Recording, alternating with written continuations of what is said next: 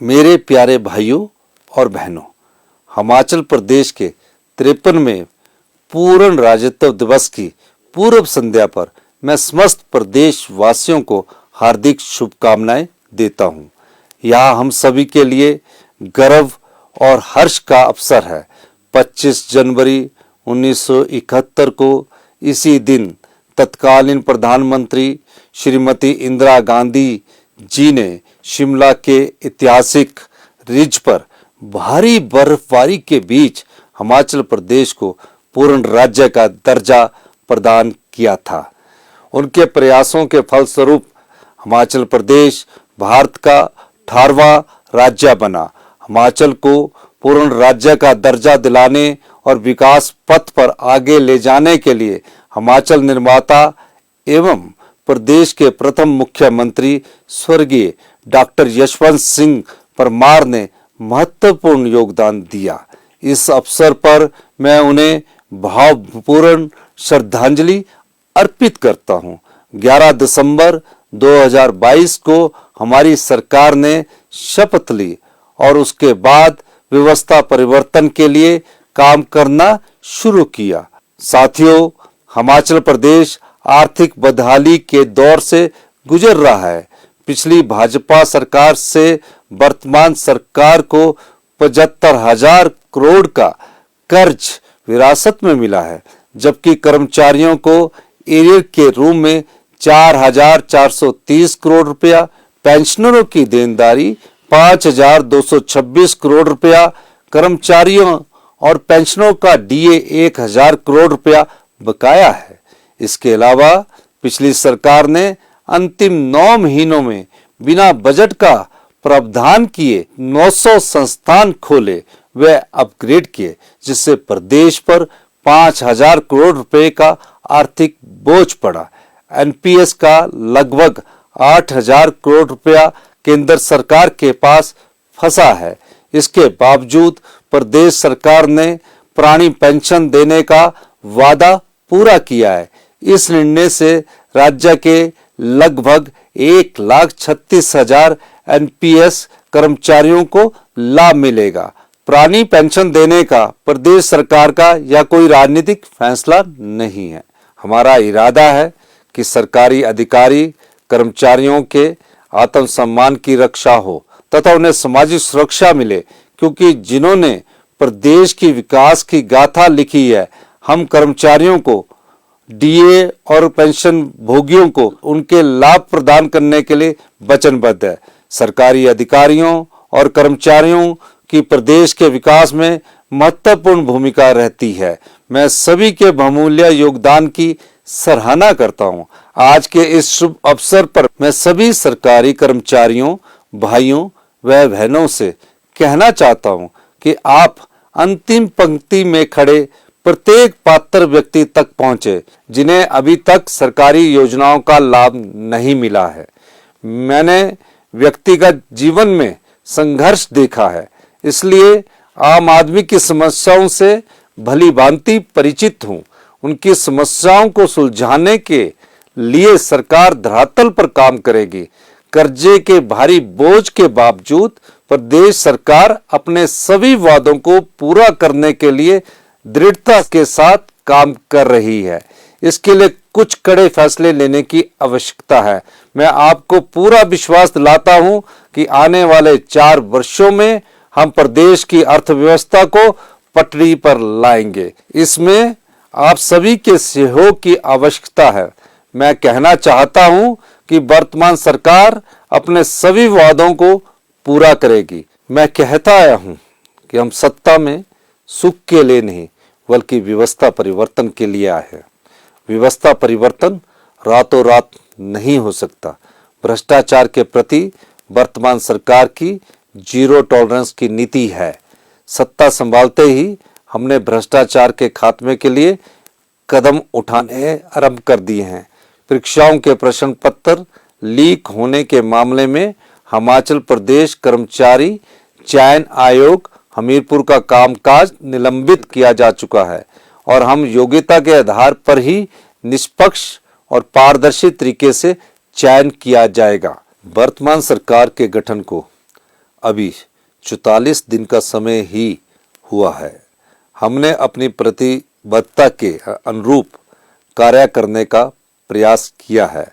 हमने जरूरतमंदों के लिए 101 करोड़ रुपए का मुख्यमंत्री सुख आश्रय सहायता कोष स्थापित किया है।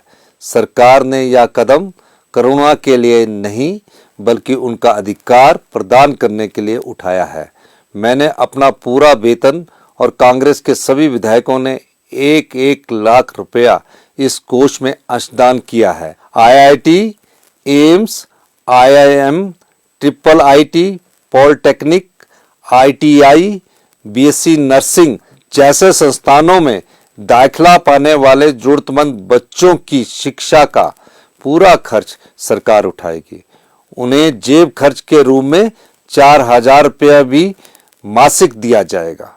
प्रदेश सरकार वृद्धाश्रम, आश्रय गृह में रहने वाले बच्चों के लिए माता और पिता की भूमिका निभाएगी। सरकार एकल महिलाओं एवं विशेष बच्चों को 10,000 रुपया प्रति व्यक्ति प्रति वर्ष वस्त्र अनुदान प्रदान करेगी। बाल संरक्षण संस्थानों, वृद्ध आश्रमों, नारी सेवा सदनों, शक्ति सदन और विशेष गृहों में रहने वालों को लोहड़ी, मकर संक्रांति, होली, दीपावली और अन्य त्योहार मनाने के लिए प्रति व्यक्ति 500 रुपये का फेस्टिवल अलाउंस भी प्रदान कर रही है। वर्तमान सरकार के छोटे से कार्यकाल में हमने व्यवस्था परिवर्तन की ओर अनेक कदम उठाए हैं। सरकारी टेंडर अवार्ड करने की समय सीमा को 60 दिन से कम करके 20 दिन कर दिया है। इससे विकास कार्यों में तेजी आएगी और भ्रष्टाचार खत्म करने में मदद मिलेगी। शिक्षा नीति में भी वर्तमान सरकार बड़े बदलाव और व्यवस्था परिवर्तन का प्रयास कर रही है, जिससे गरीब बच्चों को पढ़ने और बढ़ने के समग्र अवसर मिल सके। प्रत्येक विधानसभा क्षेत्र में Rajiv Gandhi model day boarding school चरणबद्ध तरीके से खोले जाएंगे। युवाओं को रोजगार मिले, इसके लिए नई तकनीकी कोर्स जैसे कि robotics, blockchain technology, cyber security, cloud computing, data science, artificial intelligence और machine learning course polytechnic, ITI और इंजीनियरिंग कॉलेज में शुरू किए जाएंगे। सरकार ने इस पर काम करना शुरू कर दिया है। सरकार नई रोजगार नीति भी लाने जा रही है। भाइयों और बहनों, पर्यटन हमारी आर्थिक के मुख्य जरिया है। प्राकृतिक, ग्रामीण, बागवानी, साहसिक तथा धार्मिक पर्यटन पर विशेष ध्यान दिया जाएगा। इससे स्थानीय लोगों को बड़े पैमाने पर रोजगार के अवसर मिलेंगे तथा ग्रामीण स्तर तक पर्यटन को बढ़ावा मिलेगा। युवाओं की भागीदारी बढ़ाने के लिए पर्यटन परियोजनाओं को स्टार्टअप योजना से जोड़ा जाएगा। निजी क्षेत्र में भी हिमाचल प्रदेश के युवाओं को रोजगार मिले, इसके लिए वर्तमान सरकार निवेश को बढ़ावा देने का प्रयास कर रही है। सरकार नई निवेश नीति लाएगी, जिसमें निवेशकों की सुविधा के लिए सरकारी बंधनों को कम किया जाएगा। किसान, पशुपालक व बागवानों की आय में बढ़ोतरी करने की दिशा में भी सरकार प्रयास कर रही है। इसके लिए अधिकारियों को दिशा निर्देश दे दिए गए हैं। हिमाचल प्रदेश को फल राज्य के रूप में जाना जाता है। हमारी सरकार का संकल्प है कि कृषि और बागवानी के महत्व के दृष्टिगत किसानों और बागवानों के फलों की कीमत तय करने से उनकी भागीदारी सुनिश्चित की जाएगी। युवाओं को अपना उद्योग व कारोबार स्थापित करने के लिए बिना ब्याज के ऋण उपलब्ध करवाने के लिए उचित कदम उठाए जाएंगे। हमारी सरकार ने प्रदेश के वातावरण को संरक्षित रखने के लिए जल विद्युत, हाइड्रोजन और सौर ऊर्जा का दोहन करने तथा हिमाचल प्रदेश को वर्ष 2025 तक देश का पहला हरित ऊर्जा राज्य बनाने का लक्ष्य निर्धारित किया है। प्रदेश में हरित उत्पादों को बढ़ावा दिया जाएगा, जिससे निर्यात में बढ़ोतरी होगी।